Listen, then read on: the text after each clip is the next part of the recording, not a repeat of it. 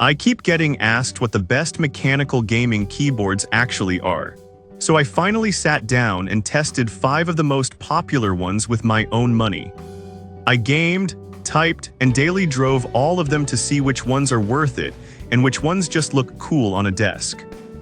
Product number 1, Corsair K100 RGB. When I first picked up the Corsair K100, the aluminum frame immediately stood out. It feels dense, cold, and expensive, like it's not going anywhere once it's on your desk. The PBT keycaps have a dry texture that doesn't get slippery after long sessions, and the RGB lighting wraps around the sides in a way that actually looks clean in person. In real use, those OPX optical switches are insanely fast.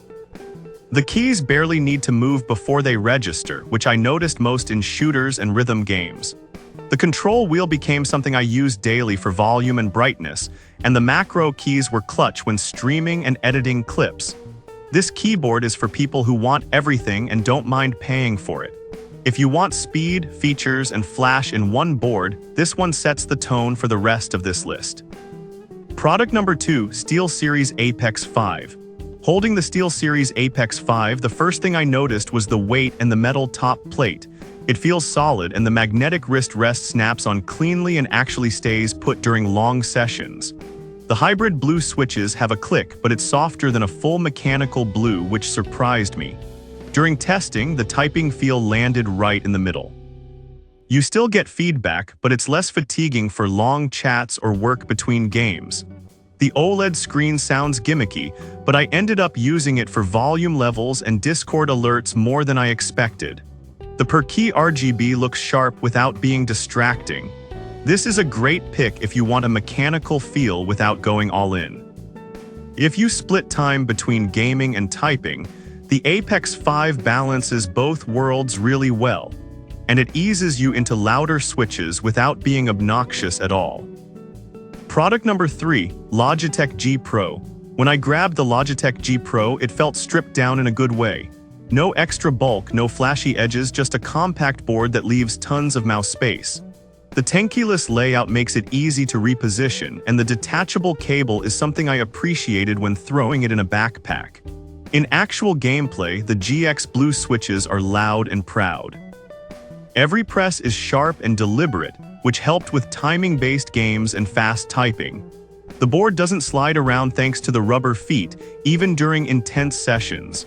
I also like that I could save lighting directly to the keyboard for setups where software isn't allowed. This keyboard makes sense for competitive players or anyone short on desk space.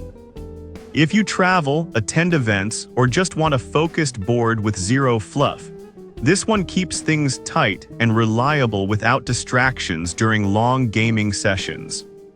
Product number 4, Logitech G413 SE. When I put my hands on the Logitech G413 SE, it felt simple and sturdy right away.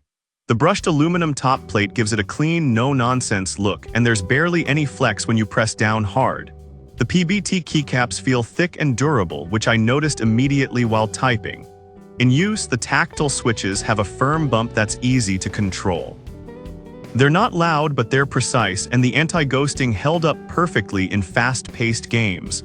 The white backlighting is basic, but I actually liked how readable it stayed in dark rooms. Media controls on the FN layer were easy to memorize. This keyboard is for people who want performance without extra features. If you don't care about RGB shows or macro keys and just want something reliable for daily gaming, the G413 SE does exactly that without costing a fortune, and it holds up over time. Product number 5, Redragon K556. When I lifted the Redragon K556, I honestly didn't expect it to feel this solid. The aluminum base gives it real weight, and it stays planted even when I'm hammering keys. The layout is full size, but it doesn't feel oversized, and the finish looks better than its price suggests. Using it daily, the hot swap feature became my favorite part. I swapped switches without tools, which made experimenting easy. The brown switches are soft and tactile, making them comfortable for long gaming and typing sessions. The added foam inside the board noticeably cuts down on hollow noise. RGB controls are straightforward, even without software. This is the keyboard I recommend to budget buyers who like to tinker. If you want customization without spending premium money, the K556 gives you flexibility, solid build quality, and a surprisingly refined typing feel for the cost that punches well above its class for most gamers. Those are my picks after real hands-on time with all 5 keyboards. Prices change a lot, so check the links in the description for current deals. Let me know what you're using now and if you want a deeper breakdown on any of these.